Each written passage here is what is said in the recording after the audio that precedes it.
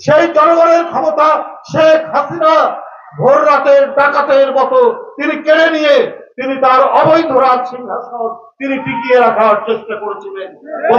ভয়ঙ্কর রক্তাক্ত গণ আন্দোলনের মধ্যে দিয়ে 5ই আগস্ট পালিয়ে গেছে শেখ হাসিনা। পালিয়ে যাওয়ার পর যে কাঙ্ক্ষিত আমাদের প্রত্যাশা, যার জন্য এত আন্দোলন সংগ্রাম, জুলাই আগস্টে চূড়ান্ত হুইসেলের বাঁশিতে ছাত্র জনতার শেখ হাসিনা পালিয়েছে। কিন্তু তার আগে 15 বছর জাতীয়তাবাদী শক্তি বিএনপির নেতা কর্মী কেউ ক্রস ফায়ারের শিকার হয়েছেন, কেউ বিচার বহির্ভূত হত্যার শিকার হয়েছেন, কেউ হারিয়ে গেছেন আমাদের কাছ থেকে, গুম হয়েছে, নিরুদ্দেশ হয়েছে।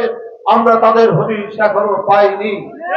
আমার সেই ক্ষমতা জনগণের ক্ষমতা জনগণের কাছে ফিরিয়ে দেওয়ার জন্যই 15 বছর দেশনেত্রী বেগম খালেদা জিয়া এবং বিএনপির ভারপ্রাপ্ত চেয়ারম্যান তারেক রহমানের নেতৃত্বে নিরন্তর এবং অনেক ঝুঁকি নিয়ে, অনেক বিপদ সংকুল অবস্থার মধ্যে দিয়ে এবং অসংখ্য মামলা নিয়ে কারাগারে রিমান্ডে এবং কারাগারের মধ্যে থেকে বিএনপির নেতা কর্মীরা যে ত্যাগ স্বীকার করেছেন, সেই ত্যাগ স্বীকারের মধ্যে যে ক্ষেত্র প্রস্তুত হয়েছিল, সেই জমি প্রস্তুতের উপরে জুলাই আগস্টের নগদ পেমেন্টে 500 টাকা পর্যন্ত ক্যাশব্যাক আর লেনদেনে প্রতিদিন ডিপ ফ্রিজ এবং ঘন্টায় ঘন্টায় এসি টিভি সহ দারুণ সব গিফট।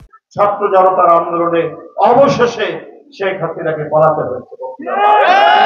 আমাদের যে সেই প্রত্যাশিত গণতন্ত্র, যে অবাধ সুষ্ঠু নির্বাচন আমরা দিতে পারিনি। ভোটাররা ভোট কেন্দ্রে গিয়ে দেখেছে, আগেই নৌকা মার্কায় ভোট দিয়ে ফেলেছে, সেখানে গিয়ে দেখেছে ভোটাররা নেই। তারা দূর দিয়ে দেখেছে সেখানে র্যাব, পুলিশ, আইন শৃঙ্খলার বাহিনী ঘিরে রেখেছে। তারা ভোট কেন্দ্রে গিয়ে দেখেছে কুকুর বিড়াল চলাচল করছে। এই ছিল 15 বছর শেখ হাসিনার গণতন্ত্র। এই ছিল 15 বছর শেখ হাসিনার ভোটের নমুনা।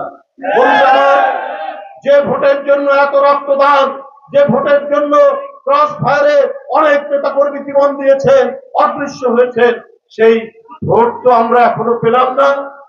আমরা সেই অবাধ সুষ্ঠু নির্বাচন আমরা তো পেলাম না। এইটার জন্যই তো এত লড়াই, এত সংগ্রাম, যে জনগণ তার ইচ্ছা মতো যাকে ইচ্ছা তাদের প্রতিনিধি করবে, যাকে ইচ্ছা যে দলকে তারা সরকারে বসাবে। এই যে ক্ষমতা, এই ক্ষমতা জনগণের কাছ থেকে কেড়ে নেওয়া হয়েছে, কিন্তু সেটা এখনো ফিরে আসছে না কেন? সেটা নিয়ে এত গড়িমসি কেন? সংস্কারের কথা বলছেন, আগে সংস্কার সম্পন্ন করবে। কখন সম্পন্ন করবে? কিভাবে সম্পন্ন করবে?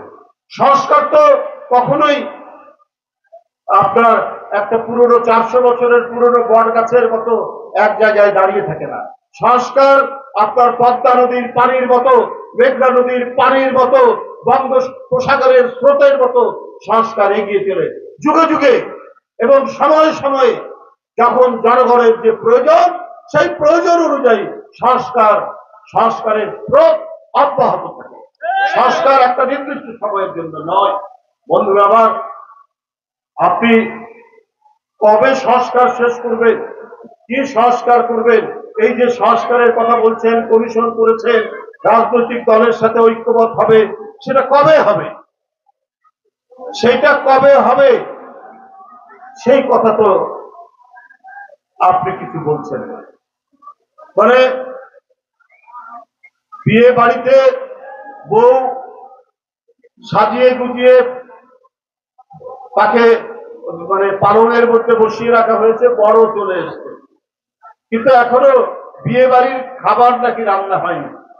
সেটা কখন রান্না হবে আর কখন বিয়ে সম্পাদন হবে, এটা হচ্ছে সবচেয়ে বড় প্রশ্ন।